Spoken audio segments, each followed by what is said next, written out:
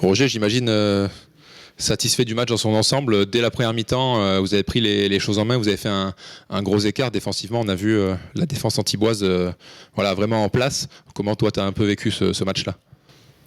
Exactement comme tu l'as décrit, c'est-à-dire que je pense qu'on a fait de très bons efforts en défense. En attaque, la balle bougeait. C'était aussi une très bonne chose qu'on avait des tirs ouverts et ça rentrait. Donc la première mi-temps, ça s'est très bien passé. Heureusement, on n'a pas pu maintenir ce niveau de basket à la deuxième mi-temps. Vous avez vu une équipe qui était en forme, qui restait sur plusieurs victoires. Et on a vu que voilà, malgré ça, tout de suite, vous avez pris les devants. Le coach avait fait quelques changements dans le 5, donc que ce soit le 5 majeur au début ou les joueurs sortis du banc, à chaque fois, il y a eu un apport en plus, que ce soit après, quand toi, tu es sorti du banc, team, etc. Voilà, on a vraiment, encore une fois, senti tout le monde concerné. Ça se voit aussi sur une marque répartie. Voilà, on a vraiment, c'est une victoire d'équipe ce soir. Ouais, c'est clair. Je pense qu'à chaque fois personnellement, je pense qu'à chaque fois qu'on a gagné, ça sera une victoire d'équipe.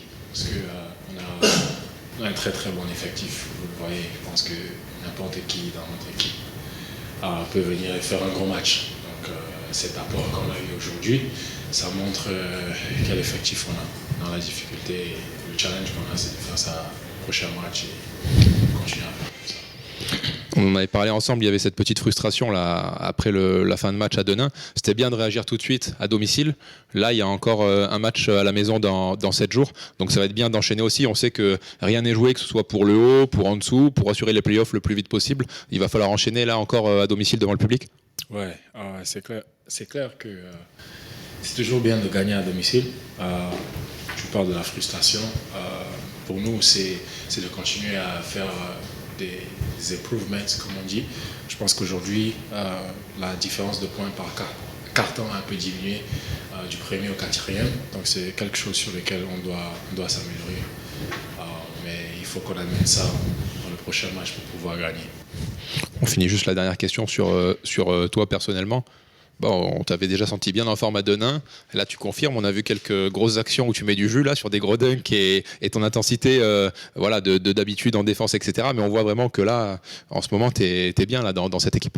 Ouais, je fais le plus que je peux pour essayer de faire gagner l'équipe. À Denain, ça a donné aujourd'hui, ça a donné. J'espère que ça va continuer à donner. Mes coéquipiers, ils me mettent dans de bonnes positions. Le coach aussi me met dans de bonnes positions. Quand je suis là sur le terrain, j'essaie juste de donner tout ce que je veux. Merci Roger. Merci. Heureux de la victoire. On a vu dès le début du match, voilà, une équipe d'Antibes qui a mis de l'agressivité comme thème, avec une défense, j'imagine, comme tu as apprécié tout du moins en première mi-temps, pour lancer après le match sur des bons rails. J'ai un petit rictus parce que tout le monde me demande si je suis toujours heureux. Moi, je suis toujours heureux. En bonne santé, j'ai envie. Je suis toujours heureux. C'est pas parce que je perds un match de basket ou que j'en gagne un que ça change fondamentalement ma façon de voir les choses. Moi, ce que je sais, c'est qu'aujourd'hui, on a vu une équipe, surtout en première mi-temps, qui s'est lâchée.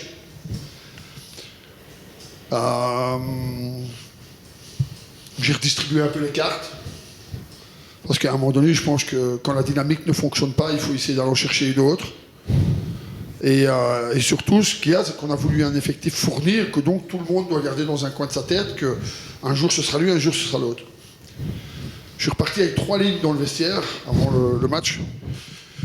3 lignes très simples, c'est-à-dire 1, ne rien lâcher dans le combat permanent. 2, on laisse nos égos au vestiaire. Et 3, je ne vous le dirai pas. Donc, je pense que la notion du sacrifice, notre capacité à faire des sacrifices, décidera des résultats de fin de saison. Voilà.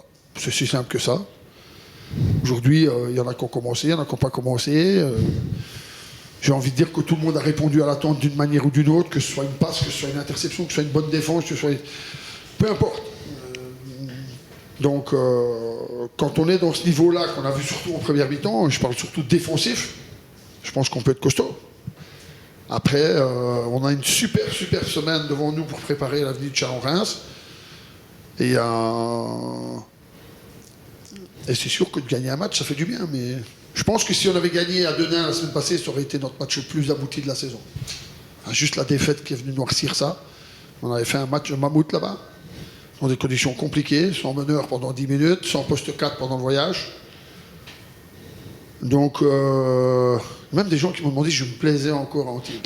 C'est énorme. Ici, c'est énorme. C'est vraiment Strass et paillettes. Je pense que je m'y ferai jamais, mais c'est comme ça. Donc, je suis fier de mes gars. 59 points encaissés contre Évreux, qui vient de gagner 4 matchs consécutifs, qui a tapé Chalon-sur-Saône, etc. Je me souvenais quand même que le match là-bas, on avait été un peu volé.